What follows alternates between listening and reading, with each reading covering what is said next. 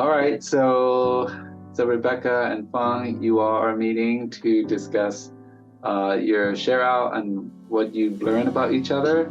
And this is part of the Love What a Wonderful World It Is art show exhibit, and also where the paired artists get to meet each other and share back out with our community.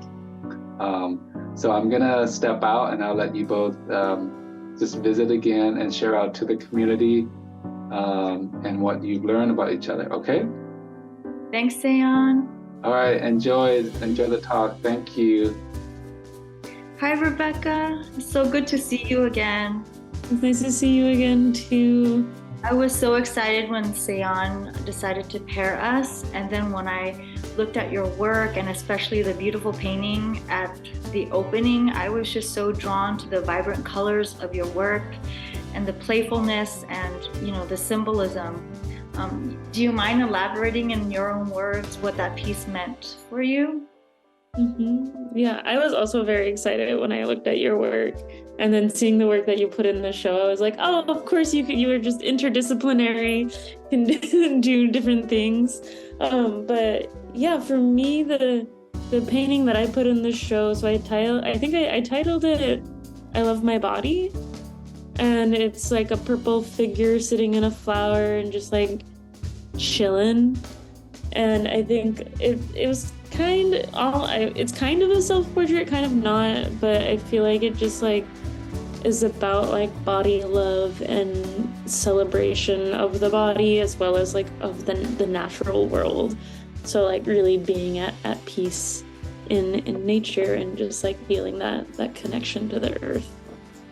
I love that. I feel like that is so necessary, the way that you imagine and experience beauty and peace and love is so necessary, especially after like the last few years of what we've been through. Mm-hmm. Yeah, the last few years have been a lot for all of us. So that the reminders to slow down, I think, I agree, very helpful. I'm so sorry. Can you hear the garage? I mean, no, I cannot. My trash truck. Can you hear the trash truck in the background? Mm-hmm. The sound suppressing software is working. Okay, good. I just love the pairing because my work was confronting about things that are not beautiful in the world, and so just to have that amazing painting by you and those vibrant colors about accepting our body and seeing the beauty in the world, I felt was really important because as you know, like the two pieces I submitted were sewn masks to acknowledge and sort of historize the pandemic and how the pandemic opened up the wounds of racism, specifically anti-Blackness and anti-Asian racism. So your work just reminded me like, okay, after that, what do we do, You bring a great point forward, because I think like our pairing is beautiful in that, because I think both conversations are really important. So yours like make this powerful statement about racism, about what the impacts of the pandemic have been, and these are like ongoing issues that are really important to talk about. And at the same time, we should take time to celebrate the small moments and to slow down, and both of those things together like bring balance to our movements. So there's sometimes where I'm like, oh, am I leaning into the joy too much? And then it's like, no, it's okay. You can have different parts of the conversation with different people, and then we all end up in the same place. Both things are really important. Absolutely. So tell me, like, how did you become an artist? Like, tell me about your journey in becoming an artist. Mm-hmm. I was born this way. It wasn't until like 2015, I think, when I started to take art more seriously, but my dad was an artist, so I was always encouraged to draw, and I definitely took interest to drawing when I was really, really young. And then I went to school at Cal State Long Beach. Did you study illustration, was it, when you were? Yes, I studied illustration because I'm really interested in visual storytelling. When I was really little, I used to say when I grew up, I wanted to be a stand-up comedian and a cartoonist. And now I'm a yoga teacher and an illustrator, so it's pretty close. That's close stuff. I love that your dad was an artist, because in my family, because we're Southeast Asian refugees, being an artist was scary for my parents. They're worried that I wouldn't make a living at all. So it was like just a brave moment to take on that choice. But like you, I was also an illustration undergrad as well, and used that as a tool and sort of convince my parents, like, hey, I can make a living. Like, I'll be okay. I'll be okay doing that, you know? Yeah, not only do you illustrate, but you also teach. And you're about to start at Cal State LA teaching. What class are you going to be teaching there? Mostly drawing and painting. So, amazing. Yeah. I mean, it's such an honor, right? Like, to be able to pass down our practice, engage deeply with our practice with students. And I've been teaching at community college for 20 years. And had this opportunity that now I get to be at a state university and further the support for students to earn degrees and to have a career pathway. So I'm really excited about that. And also excited to hear that, you know, you're a teacher too. So can you talk about your teaching practice and how it aligns with your artistic practice? Yeah. And then I'm like, I want to hear your response to your question as well. But I'll say, like, because I started off as a yoga teacher. More recently, I've been getting into consent education. So I've always been really interested in the body and in somatics, and just like, how do we heal trauma through accessing the body? And then my art practice has kind of taken on the same thing. So I often will see them as almost the same thing, whether I'm drawing or painting, or like doing some type of movement practice. Like they complement each other really well. So when I'm facilitating like an art class or an art space, I always bring in the body and breath, mindfulness, sometimes movement. But I feel like when I teach art, I try my best to be like the antithesis of academic art. Not because I don't value it, but because I really value art as a form of expression and as a form of healing. So I'm like, when I teach an art class, usually I'll do watercolors. I highlight more so like, how does it feel to hold a paintbrush in your hand?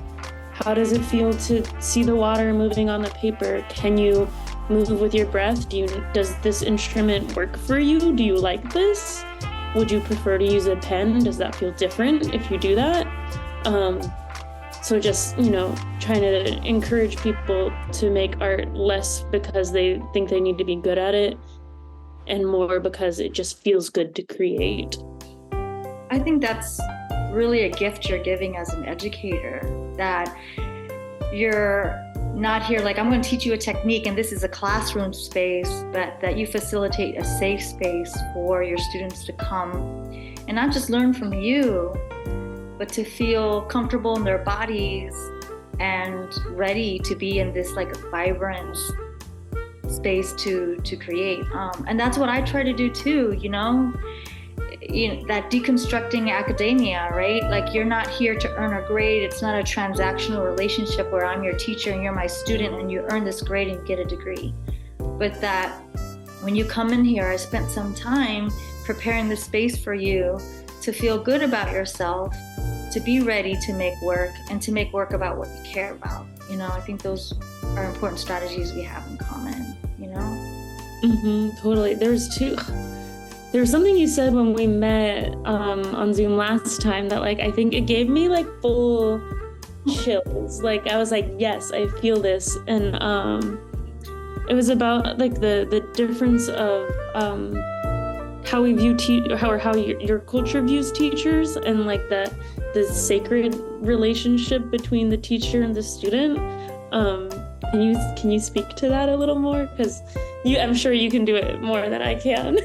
That is such a great question, Rebekah. Well, in Khmer, in the Cambodian tradition, your teacher is your nyapru, which is not just a teacher, but a family member, somebody who wants to nurture your whole person, you know, somebody who loves you and cares about you, and is connected with you through a family structure. We see each other as family, you know? And like here in the United States, like you said, it's not just an academic setting where I'm the professor and you're the teacher, but we belong to the same community and we're here to help each other grow. I love that, and I love that approach to teaching. Mm-hmm. Yeah, the chills came back. It was like, that's it. It was like a family member. Yeah, I love being a teacher, and I know you do too. And I think we both got really excited about that when we were talking. And like, it's just such a wonderful gift that we get to give, is like supporting people in their growth. Absolutely. And I know you do work in restorative justice. I think that's such important work, and that's something that we both are committed to. Can you talk about that part of your work? Mm-hmm. Yeah, so that's like, I feel like, as most artists do, is we wear a lot of different hats. So my current bread and butter is my job at AHJN, the Arts for Healing and Justice Network, as a program manager.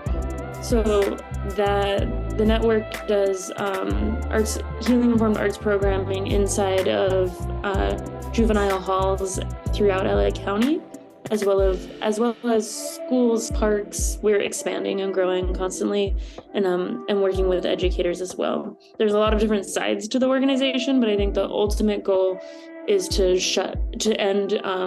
end youth incarceration and replace it with youth development and programs that actually support our communities. The young people that are incarcerated, usually they don't get access to arts programming until they've already committed a crime and have been put inside of basically a kid prison or a young adult prison, however you want to say it. But it's like, imagine if we had access to these resources before we got in trouble, rather than like, here, you can use it as rehabilitation. It's like, well, let's just get rid of the need to rehabilitate.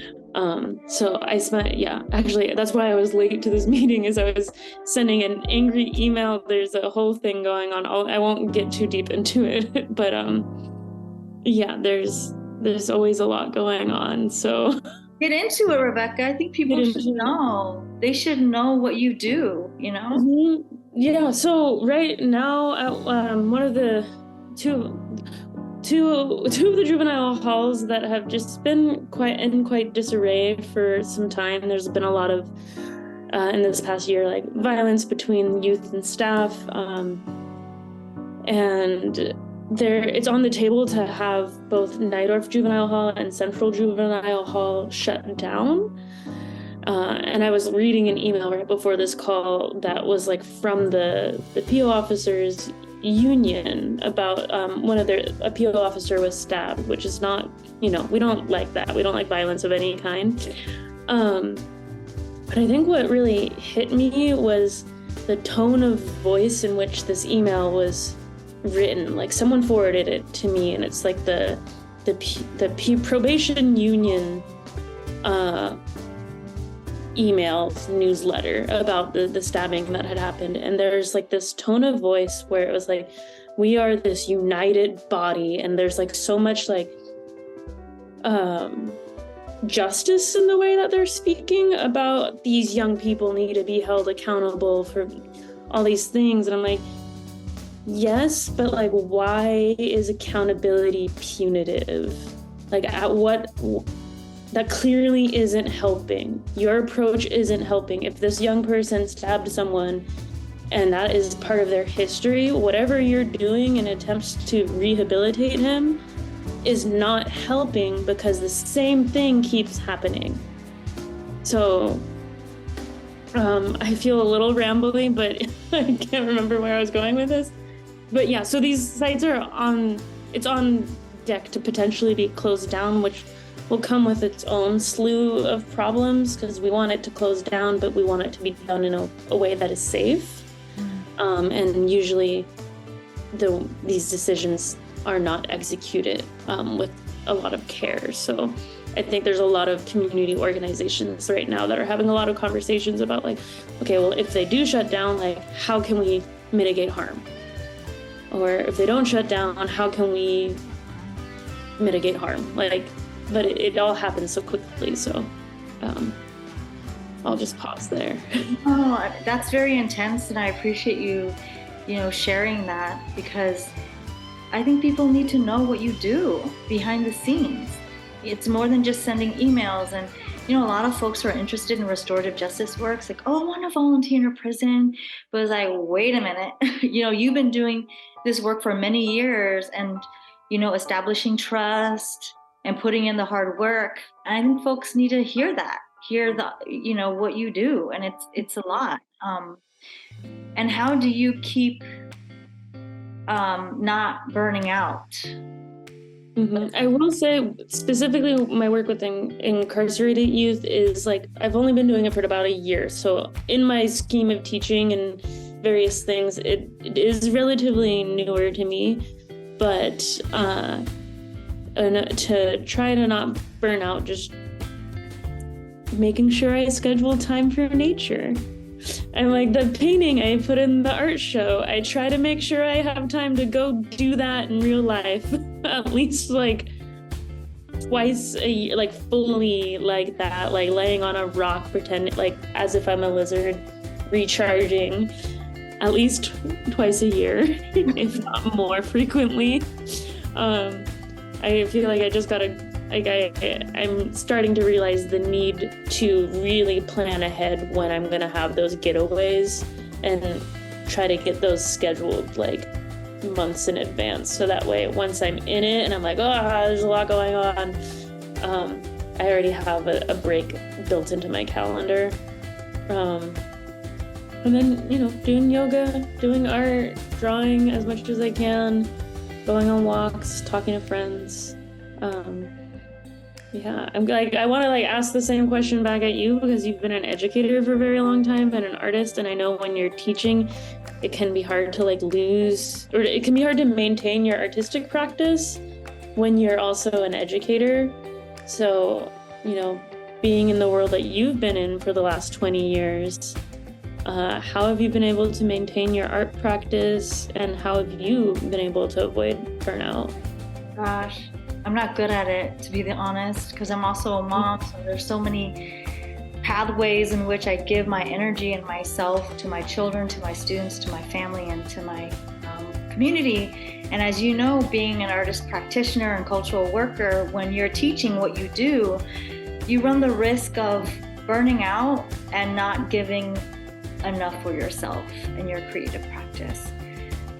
But I feel that the realization of my father being a Khmer Rouge genocide survivor, and that between 1975 and 1979, 90% of artists in Cambodia were killed, makes me realize how lucky I am that I'm alive and I get to make work, and I get to make work about my people, and also passing down artistic practice. That is a very important thing to do.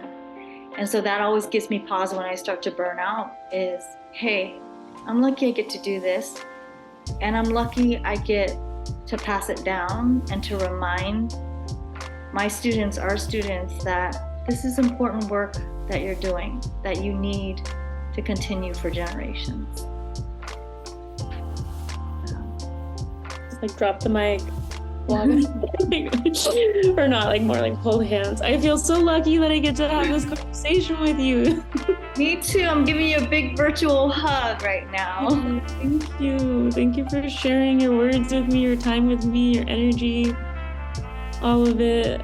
I think it's about time for us to wind our conversation down, but I have gratitude on my brain today, so I'm curious, like, what is something you're grateful for today, as like a closeout question?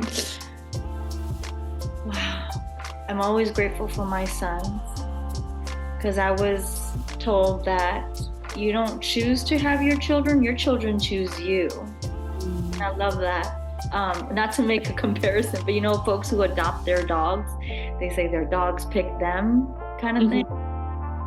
And so, yeah, whenever I wake up, the first thing I do is I go kiss my son and gently wake him up, and that motivates me. And my gratitude is about my children, so I'm grateful for that. And I'm also grateful for you today and learning that, you know, about your very robust practice in all of it, on meditation, mindfulness, making, painting, illustrating. I know you do a lot more you didn't get to talk about today, but grateful for meeting and being in community with folks like you. Yeah, great, big gratitude back to you. Yeah, and grateful to Seon for bringing us together. Yes, for sure. Thank you, Seon.